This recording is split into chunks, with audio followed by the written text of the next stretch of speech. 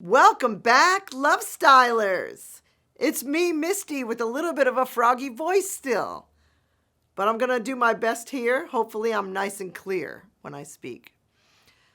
Today, I'm going to be talking about fake hunger, boredom, and snacking, which to me are all part of the same problem. Today, I think our biggest problem when we're trying to lose weight is we are bored. This is the number one reason I think that people snack when they are not hungry. And therefore, I'm calling it fake hunger because that's what it is. So we're snacking. Sometimes you're at work and there's a lot of reasons why you go to a snack or some food or in particular some junk food when you're being bad. To make you feel better in some kind of way. So today, I'm going to give you some ways that we can fix this so we can keep losing weight. We talk a lot on this channel about how I lost 55 pounds and 8 sizes with the combination of the keto and carnivore diets. Adding more protein in my life has helped me so much. I got off of high blood pressure medicine, so I have normal blood pressure now. And I kicked alcoholism. I no longer drink since I started this 4 years ago, and I am loving my life. So stick with me, subscribe, share, and like if you want to stay on track this year. So first, I want to talk about when we think we are hungry. And even me being on a low-carb lifestyle, eating mostly carnivore foods and keto foods, and staying pretty good most of the time. 90% carnivore here and 10% keto is how I eat. So mostly meat, dairy, and eggs for me because they're the most nutrient dense. And then 10% of the time I have some vegetables, some dark chocolate, a little stevia, and some other keto foods. I also have real ice cream or real pizza a couple times a year. But I want to talk first about why we think we are hungry when we are really bored. Think about it for a minute. You know this is true.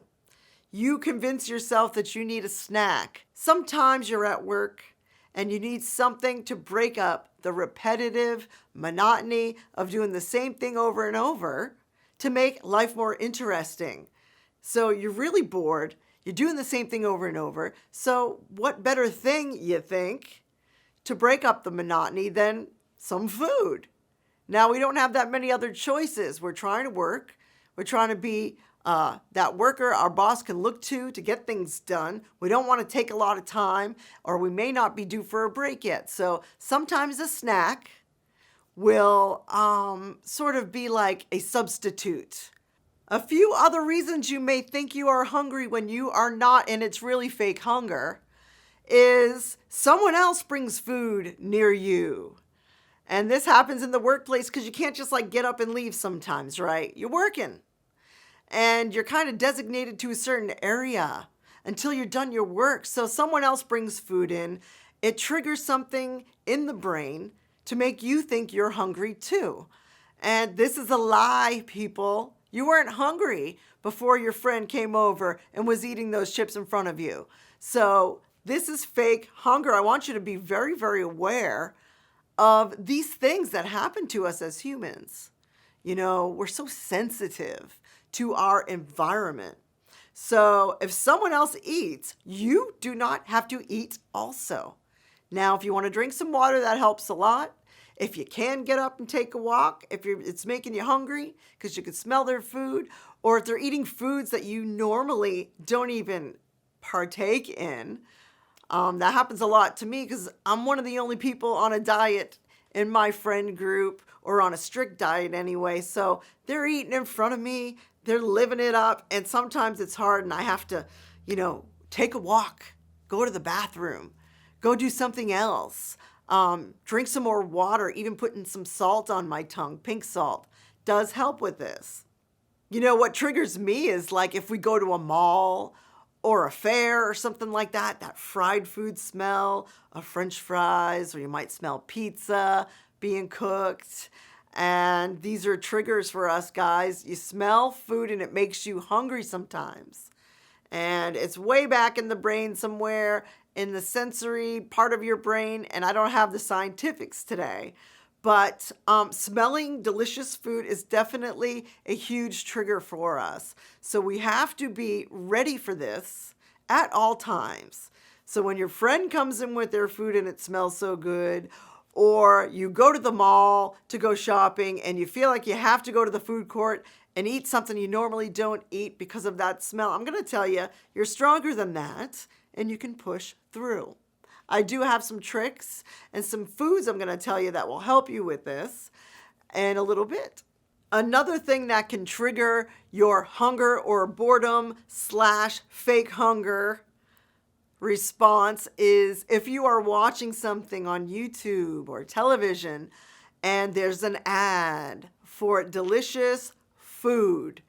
A lot of fast food people, they rely on us to get triggered by their ads, and they even put fake food together and make it look more delicious, even though I don't know how they can make it look more delicious when it's like plastic foods and stuff, but somehow they do it. The burgers are glistening, the buns look so soft, the French fries look so crispy.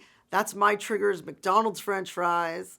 But if you are watching TV and you are watching YouTube and these ads pop up, this can be very triggering. So getting used to pushing through these times because you're really just bored or you're really just looking for a break in your day and you're not really hungry is very, very important. Another thing that can trigger you to be fake hungry is looking at the clock. I usually eat a snack at 11 before lunch at 1.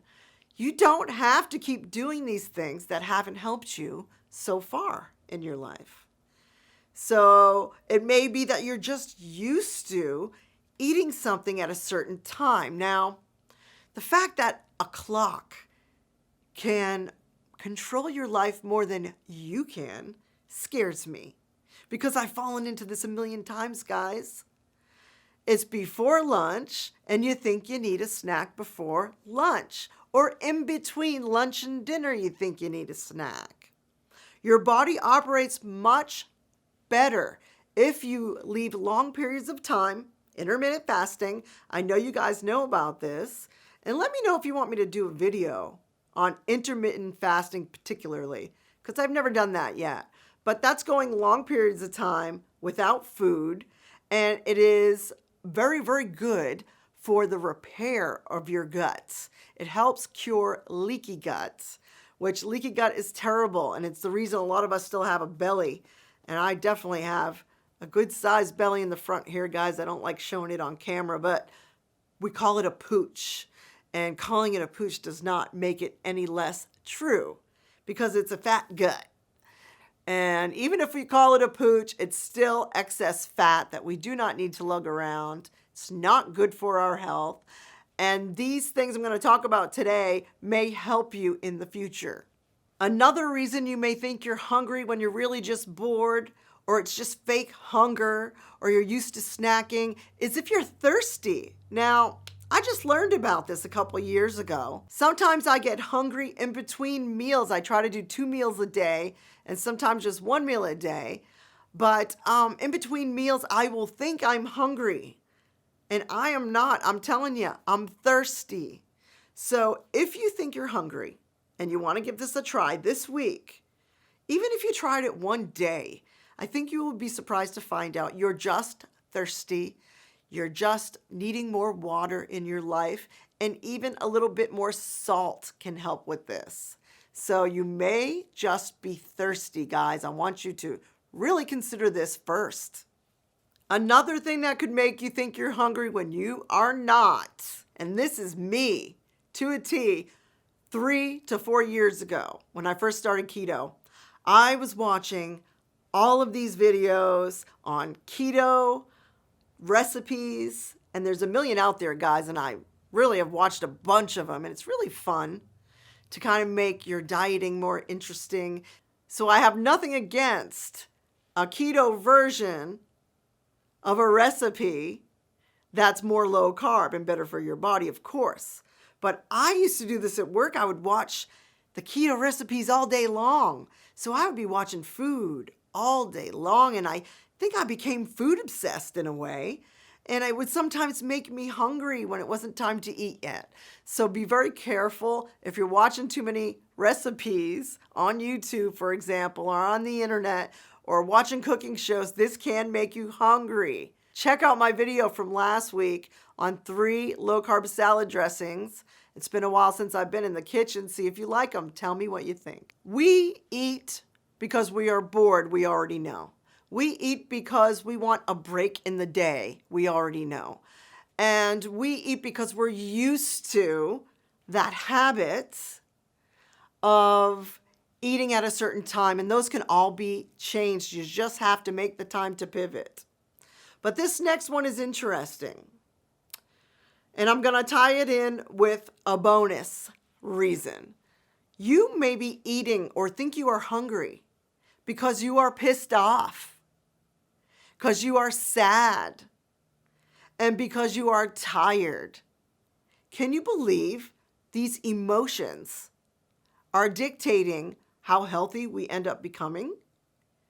Emotions are the reasons that we think we are hungry, guys. This is crazy to me. And nobody's above this. This is why we all think we're hungry when we're not. If you are pissed, you will sometimes eat more or eat some junk food and just say, F it. I'm going to have this candy because I want it and I'm pissed. Or if you're sad, something's going on in your life and it's really made you kind of depressed and sad for a little bit, something about the food is like getting a hug from the universe. And I kind of hate this. And I have fallen into this many times myself. But, they're just emotions. And even sometimes being tired, if you lose an hour of sleep, can actually make you eat more the next day. That's why I say try to get your 7 hours, guys, always. Because you don't want being a little bit tired the next day to screw up all of the work you've done on your diet. So consider this. And the last bonus I want to say is, we have those nice people at work. And it's getting into fall time now. It's mid to late September now. And the colder weather's coming in for some of us, depends where you live. But the season is coming and the treats are on the way, guys. The full sugar, cakes, cookies, pies. People are going to start bringing in food, whether you like it or not, especially at work. So this happens in my work, and I love that people are trying to share what they have made with everybody and bring everybody up a little bit. But some of us can't eat that food anymore. And don't feel obligated to eat a piece of cake or a cookie or a piece of pie or some delicious dish that somebody made you because you like the person. They will understand if you say, I'm really not hungry right now, or that's not part of my diet, but it looks delicious and that's so sweet you brought it in. You don't have to eat for other people's sake. Don't feel obligated, if you can help it this season, to eat for somebody else. I've mentioned this before, and I have done this a bunch of times. And I always wonder, man, all those times I could have said no might make it easier for me now. It's right here on the hips, the thighs, and my stomach, guys. All of those times that I was too polite to say no to something somebody made because I thought it was so sweet of them to do so. So in America here, some of our more popular junk foods, cakes, cookies, packaged foods, chips, candy, chocolate, candy bars, anything in a package, crackers. These are the foods that we go to. Ice cream when we are hungry. These are the most popular foods here in America, and we don't have to make them part of our life anymore. Say goodbye to some of these foods in your life, guys. You can make keto versions if you must have a snack for those times when you're going to allow something. come prepared. You can make some keto treats. You can have 85% chocolate nearby for these times when you think you're going to cheat. And you grab your 85% chocolate and you're still okay. And I've done this. Another thing you can try is some coffee. Now, I don't recommend drinking coffee all day long. It's not great for you guys. And it keeps your adrenals tapped. So decaf, some people believe in. I'm not sure how I feel about decaf, but that is a solution. If you're going to eat a piece of cake, have some decaf coffee.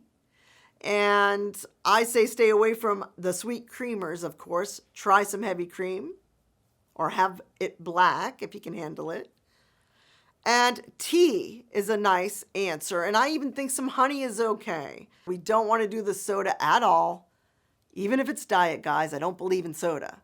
Now I'm going to name some foods here that can replace your snacks. Olives, string cheese or cheese, beef jerky. Hopefully you've made it yourself, but even beef jerky from the store is not so bad. Hard-boiled eggs. You have to do this ahead of time and bring them with you guys. Even gum I have used for times like these when, I feel like I might have a treat, but I don't want to do that. Pepperoni, some yogurt, low sugar or make your own yogurt, pork rinds are great snacks. Stay away from grapes and bananas for fruit, but fruit can be a very smart thing to grab if you think you're going to eat something bad for you. You can have fruit, guys. Avocados, tomatoes, little cherry tomatoes. Those are like eating grapes. Try that if you haven't. Some celery with some nut butter is very good. Celery with homemade pimento cheese. I may do a video on that. Let me know if you would like that. So these are just some ideas, guys, to give you some options. Did I say olives? Olives are a great snack. And you can also dry some fruit if you missed that candy like I have done. So try these ideas, guys. Don't think you're hungry if you're not. It's just that you're bored or you're having some emotions. Thank you for listening to Black Eyed Soul. That's our band. And we record right here in this room. And thank you for tuning into Lovestyle today. Peace out.